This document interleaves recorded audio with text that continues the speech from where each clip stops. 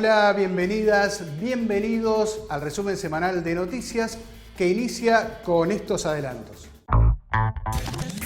Más del 60% de los trabajadores de las plataformas digitales carece de un contrato que lo proteja y le brinde garantías laborales mínimas.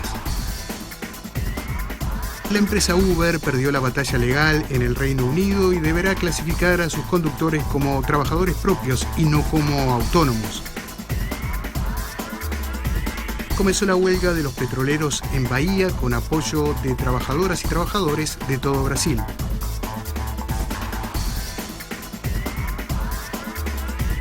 La Organización Internacional del Trabajo advierte por la violencia contra líderes sociales y sindicales en Colombia.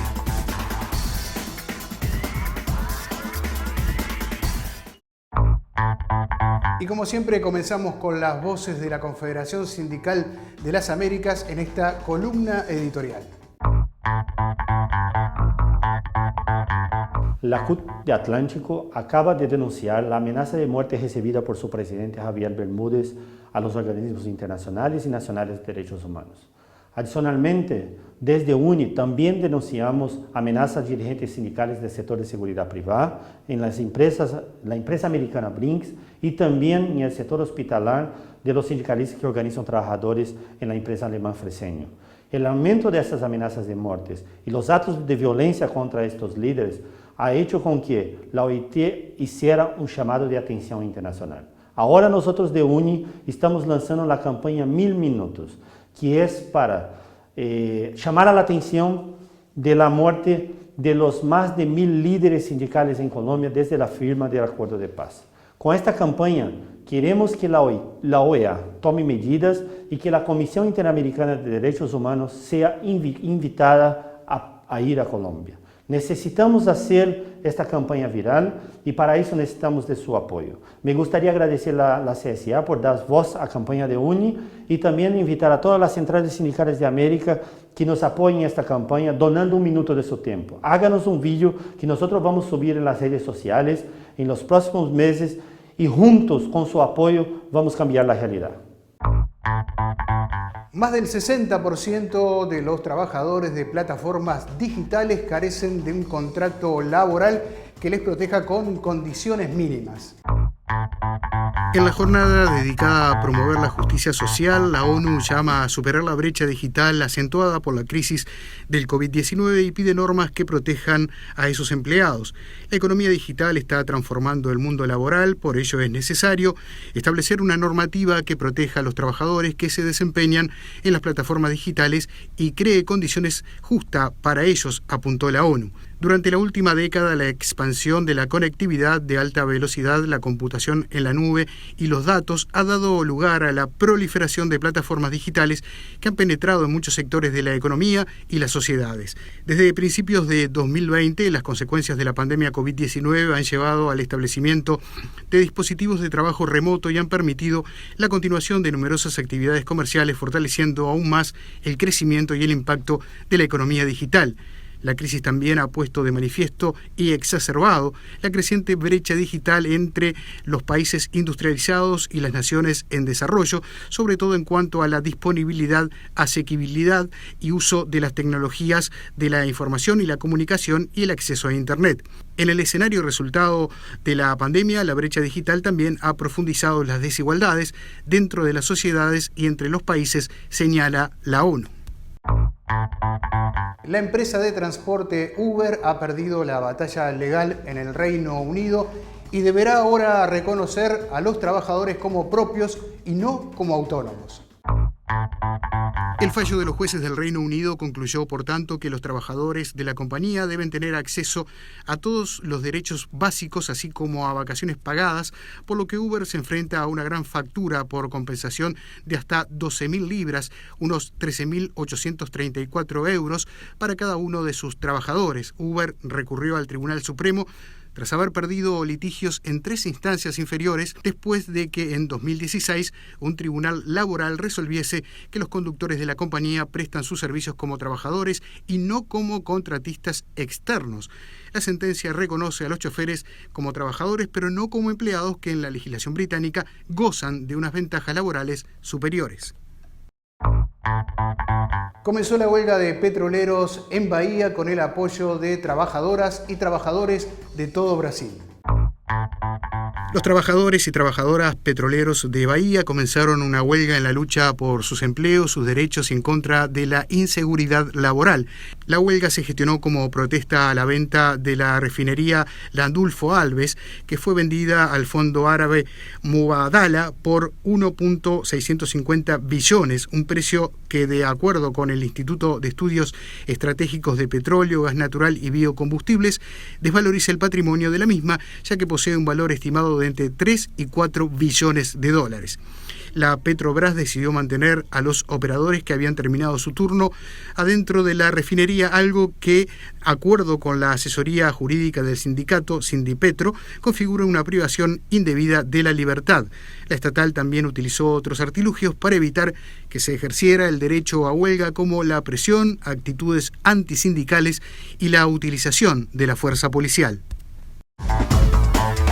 Nos vamos a Ecuador, donde Arauz y Lasso irán a una segunda vuelta electoral en ese país.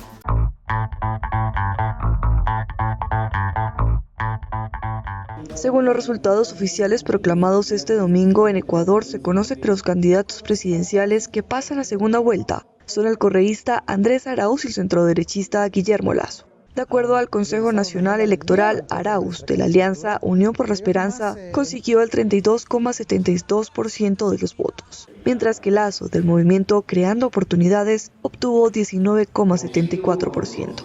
Según el escrutinio, Yacu Pérez, del movimiento Pachacutic, alcanzó el 19,39%, lo que lo aleja de Lasso por 32.600 votos.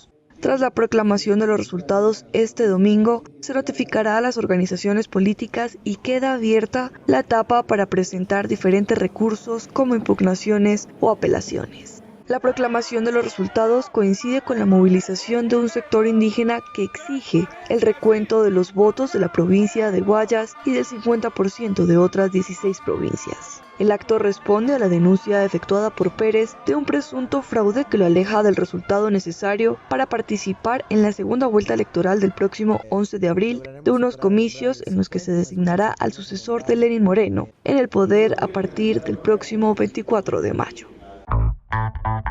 La grave crisis política que atraviesa Haití opaca la ya por sí delicada situación sanitaria que vive ese país.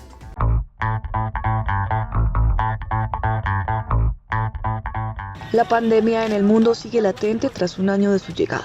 Sin embargo, la situación de Haití frente a este virus parece olvidada.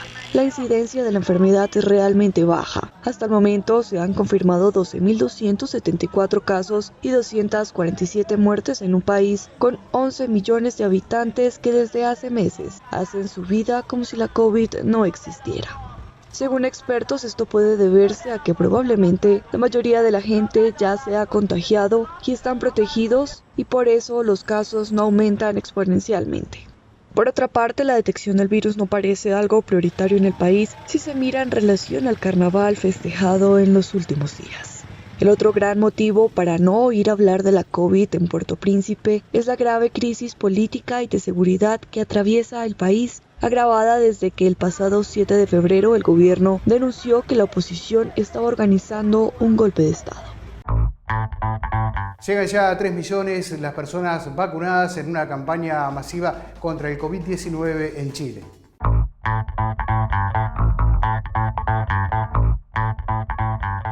Chile alcanzó 2,9 millones de vacunados contra la COVID-19 desde que inició la campaña de inmunización masiva el pasado 3 de febrero, de los cuales un 58,6% pertenece a la población objetivo mayor de 65 años. De acuerdo con los datos del Departamento de Estadística e Información del Ministerio de Salud, se alcanzaron a vacunar un total de 2.938.813 personas. Situado como el país que lidera el proceso de vacunación en Latinoamérica, sobre gigantes como Argentina, Brasil y México, la campaña desplegada por las instituciones de salud chilenas se ha basado en la amplia red de atención primaria distribuida a lo largo de un territorio de más de 4.200 kilómetros. Según registros de Our World Data de la Universidad de Oxford, hasta este domingo Chile se posicionó como el quinto país del mundo en administrar más vacunas cada 100 habitantes, solo por debajo de Israel, Emiratos Árabes Unidos, Reino Unido y Estados Unidos. En la misma línea, Chile espera para esta semana la llegada de 2 nuevos cargamentos del laboratorio chino Sinovac, con más de 2 millones de dosis cada uno, además de 190.000 dosis más de vacunas Pfizer-BioNTech. El objetivo del gobierno es inocular a toda la población de riesgo, casi 5 millones de personas entre adultos mayores, enfermos crónicos y funcionarios de salud, antes de que finalice el primer semestre. Para ello, y considerando al resto de la población que se espera inocular durante los primeros 6 meses de 2021, Chile tiene comprometidas más de 35 millones de dosis de diferentes laboratorios y de la plataforma COVAX. El movimiento negro protesta en todo Brasil solicitando ayuda para paliar la pandemia.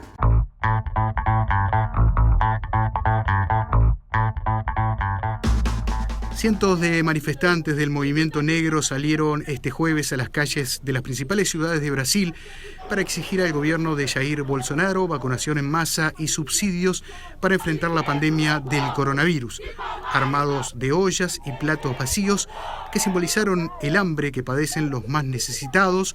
Los manifestantes se dieron cita frente a las casas legislativas de 18 de los 27 estados del país para exigir ayuda para enfrentar la crisis económica que los azota por culpa de la COVID. Ciudades como San Pablo, Río de Janeiro, Salvador, Recife y Brasilia fueron las principales protagonistas de las protestas. Organizada por la Coalición Negra por Derechos, una organización conformada por unos 200 grupos del movimiento negro brasileño, la protesta exigió al gobierno de Jair Bolsonaro el regreso del subsidio económico para trabajadores informales y personas de escasos recursos que perdieron sus trabajos con la llegada de la pandemia. La Organización Internacional del Trabajo advierte en un comunicado por la violencia en Colombia contra líderes y lideresas sindicales.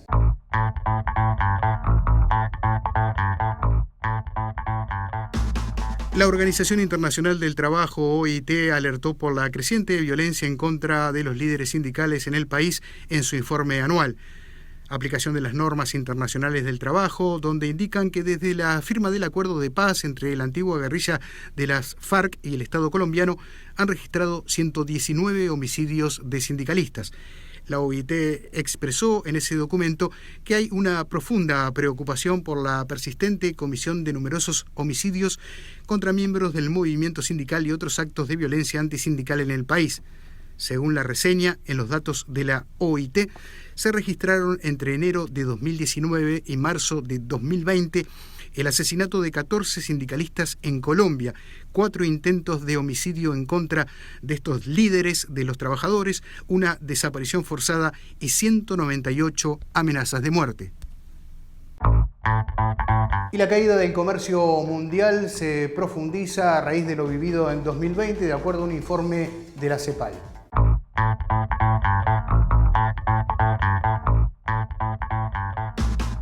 La rápida propagación del coronavirus y las drásticas medidas adoptadas por los gobiernos para reducir el riesgo de contagio golpearon gran parte de las actividades productivas, siendo el sector agropecuario y las actividades extractivas las únicas con crecimiento a nivel global. Así lo informó Alicia Bárcena, secretaria ejecutiva de la Comisión Económica para América Latina y el Caribe, CEPAL. En el marco del informe anual Perspectivas del Comercio Internacional de América Latina y el Caribe 2020, presentado por la CEPAL, se destaca que el comercio exterior dejó de ser un motor de crecimiento de las economías latinoamericanas, de tal manera que la región cerró el 2020 con menos 13% en exportaciones y menos 20% en las importaciones, lo que supone su peor resultado desde la crisis financiera del 2008-2009. Dicha situación se da como resultado de la abrupta caída de la demanda mundial generada por la pandemia. El presidente de Argentina, Alberto Fernández, presentó el Consejo Económico y Social. Con esta y otras noticias abrimos el siguiente compacto informativo.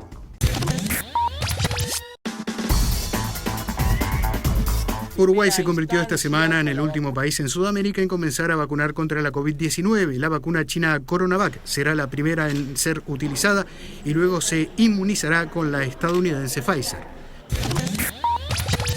El presidente de Argentina, Alberto Fernández, presentó el Consejo Económico y Social que trabajará en la definición de políticas y programas de largo plazo en áreas como la productividad, la seguridad alimentaria, el trabajo y el cambio climático, entre otras. Canadá busca jóvenes para trabajar en su país, de acuerdo con Hamed Hussein, ministro de Inmigración. El funcionario explicó, según el diario mexicano Dinero, que se admitirán 1.800.000 nuevos residentes permanentes desde 2019 a 2021. El próximo 4 de marzo, los trabajadores de aplicaciones realizarán un paro en Argentina. Los repartidores de pedidos Ya y otras aplicaciones realizarán una nueva manifestación para conseguir un aumento del 100% de sus tarifas.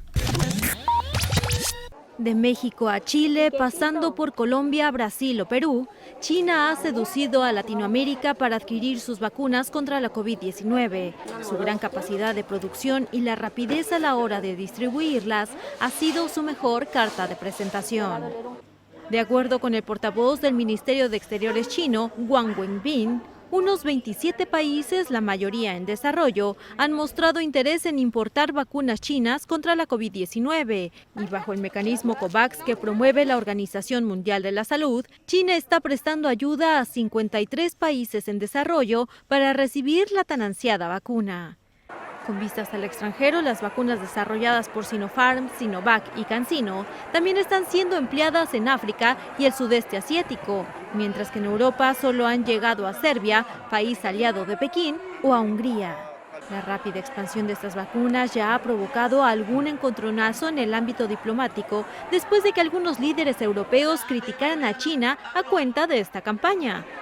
Por su parte, China se ha limitado a criticar a los países desarrollados por hacer acopio de grandes cantidades de vacunas y rechazó que tenga objetivos geopolíticos en mente. Lo que es una realidad es que China espera aumentar la producción de sus vacunas contra la COVID a 2.000 millones de dosis este año y a 4.000 millones en 2022. Un ambicioso plan logístico con el que Pekín aspira a convertirse en el gran distribuidor del fármaco en los países en desarrollo. La agencia espacial NASA emitió el primer video de la llegada de su nave a Marte.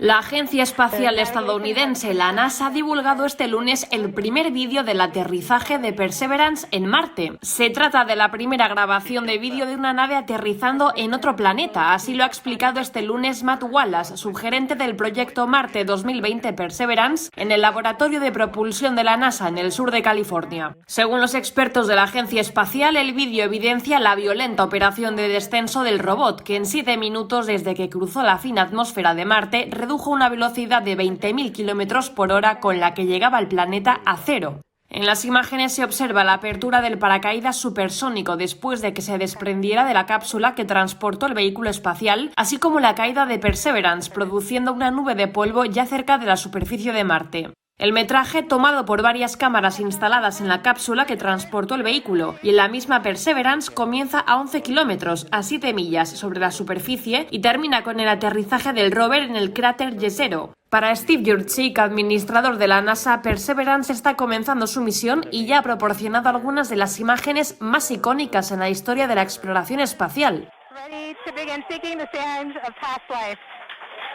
Para este miembro de la Agencia Espacial Estadounidense, el hecho refuerza el notable nivel de ingeniería y precisión que se requiere para construir y volar un vehículo al planeta rojo, el quinto rover que la NASA pone en Marte. Gracias a la incorporación de 2 micrófonos, los primeros sonidos grabados en la superficie del planeta rojo fueron del vehículo espacial, un fuerte ruido de viento, pero también silencio. Ahora Perseverance tiene la tarea de buscar vida antigua, tomar muestras, estudiar la geología y clima del planeta rojo y preparar el camino para un viaje tripulado. Y miles de indígenas y campesinos marchan en Guatemala exigiendo la renuncia del presidente de ese país.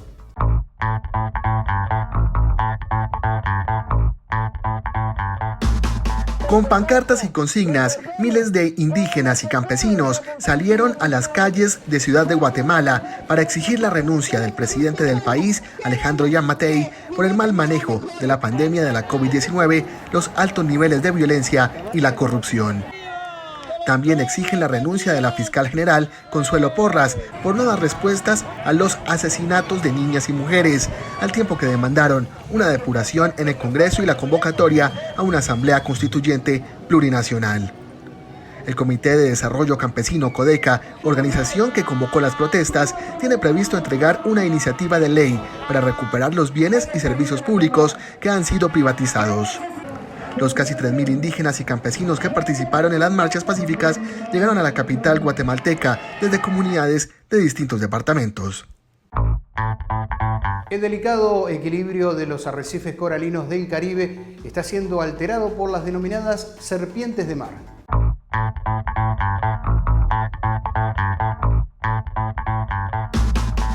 Un estudio de la Universidad Internacional de Florida pudo establecer que las morenas, también conocidas como serpientes de mar, están alterando el delicado equilibrio de los arrecifes coralinos del Caribe, que están más cerca de poblaciones humanas. La causa es la sobrepesca del tiburón y otros peces. Los científicos explican que los mencionados arrecifes tienden a concentrar menor número de tiburones y otros depredadores, con excepción de las morenas, un animal al que califican de misterioso y difícil de estudiar. Dice el informe que las serpientes de mar se comportan a menudo muy agresivas tras el cebo y son capaces de atacar a rayas, peces de arrecife y hasta pequeños tiburones. Agrega que son capaces de atacar a sus presas incluso en las grietas más pequeñas de los arrecifes, lanzando un ataque furtivo desde abajo. Los científicos trabajan actualmente por explicar la relación de causa y efecto entre la disminución de tiburones y la abundancia de morenas, además de establecer la importancia de sus interacciones para el ecosistema marino. Soy José Sena desde la sede continental de la CSA en Montevideo, Uruguay. Gracias por acompañarnos.